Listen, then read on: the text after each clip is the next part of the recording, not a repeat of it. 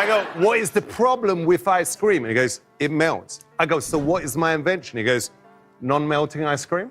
I go, that is actually a wicked idea.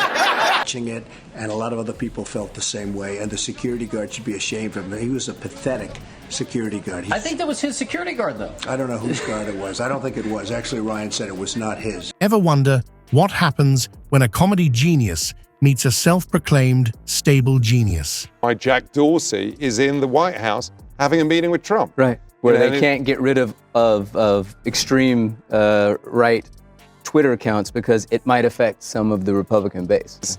They get rid of the racists, they're going to have less Twitter subscribers. Yeah. So obviously he can claim, oh, I believe in freedom of speech, and obviously I won't be biased against anyone. When really in society, Sacha Baron Cohen just spilled the beans on his encounter with Trump, and it's as ridiculous as you'd imagine. Picture this. Cohen pitches Trump an ice cream glove to solve melting issues. Trump's response?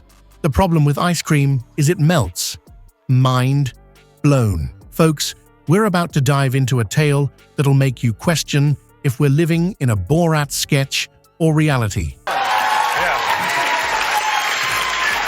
Yeah, it was good. Well, I was the first person actually to realize that he's a dick. I was like, yo, Donald, what is the most popularist thing in the world? And he was like, music? I go, no, ice cream. these new means are Proliferating. Yeah. You know, Twitter, Trump without Twitter probably would not have become president. Right. Which is why He was accosted by this moron, and I didn't like it. I didn't like what. Before we move on, I'd like to ask you a small favor.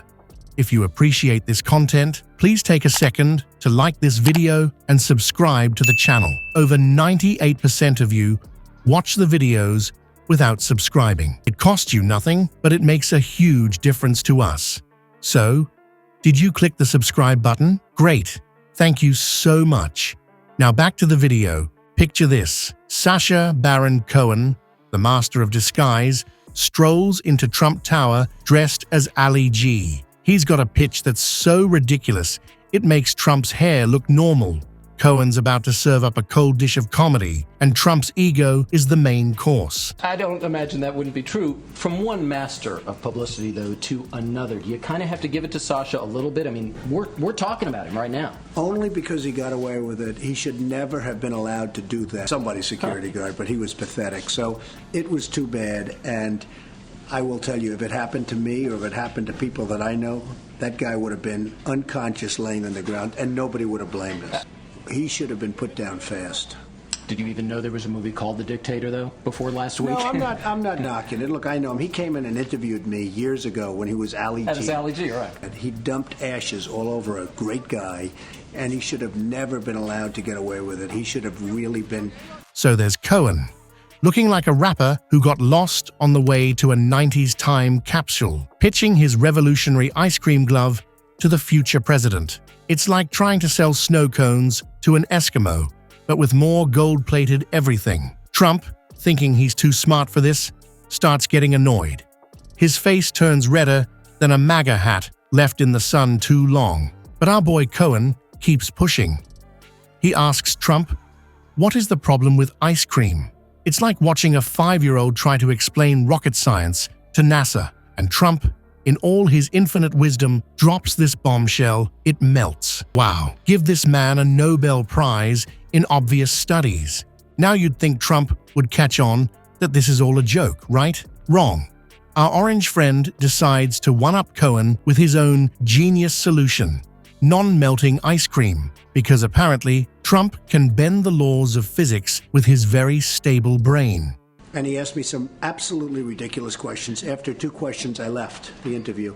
And I was very proud of myself. I was the only one that left because he dealt with politicians and they didn't leave. Right. And he misrepresented. They said it was BBC and it was a major interview and they had somebody dressed up like this, good-looking guy from BBC. Then when I sat down for the interview, it was Ali G. They went through a 45-minute interview asking all of this nonsense. I left. I never got credit for that because they never showed that. But he's a bad guy, he's a moron, and he should have been... Maybe he thinks he can just tell ice cream, "You're fired," when it starts to melt. Here's the kicker. This whole ice cream circus goes on for 7 whole minutes. That's longer than Trump's attention span for most things that don't involve his own reflection. Cohen's there, pitching this ridiculous glove, and Trump's just sitting there, taking it all in like it's a top-secret briefing. Now, Grumpy Trumpy later claimed he saw through the act immediately and walked out. But hold on to your toupees, folks, because that's about as true as Trump's natural skin tone. Cohen spilled the tea, revealing that Trump sat through the entire 7-minute pitch. I guess Trump's great and unmatched wisdom didn't include detecting obvious pranks. You've got to wonder, if Trump can't handle a fake ice cream pitch without getting his knickers in a twist, how's he gonna handle real problems? It's like watching someone struggle with a kid's puzzle and then expecting them to solve world peace. Remember when Trump's biggest problem was figuring out how to eat ice cream without getting his tiny hands sticky?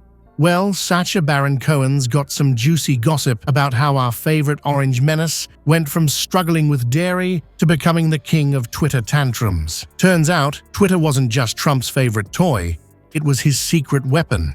Cohen spilled the beans, saying that without Twitter, Trump probably wouldn't have become president. It's like giving a toddler a megaphone and then acting surprised when the whole neighborhood can hear him screaming about how unfair bedtime is. But here's the kicker. Twitter's caught in a sticky situation. They're like a babysitter trying to decide whether to take away the bratty kid's favorite toy. If they ban Trump, they lose subscribers faster than he loses hair in a windstorm. But if they keep him, democracy might melt faster than ice cream on a hot summer day. Cohen's not pulling any punches. He says, we're living in a post-truth society where the line between fact and fiction is blurrier than Trump's vision without his glasses. It's like we're all playing a giant game of telephone. But instead of funny misunderstandings, we end up with people believing the Earth is flat and vaccines contain microchips.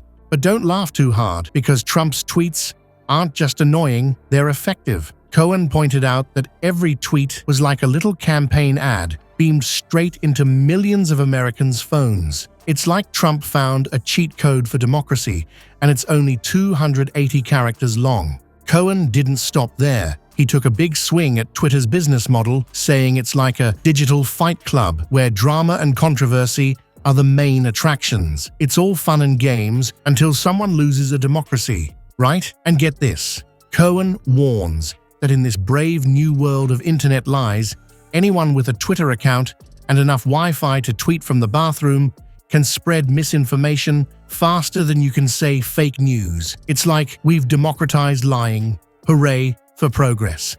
So, folks, it turns out our favorite prankster Sacha Baron Cohen isn't just about silly ice cream gloves and ridiculous accents. He's got some pretty spicy thoughts on comedy and politics too. Cohen says he likes to push it to the edge just before a punch or a gun is pulled out.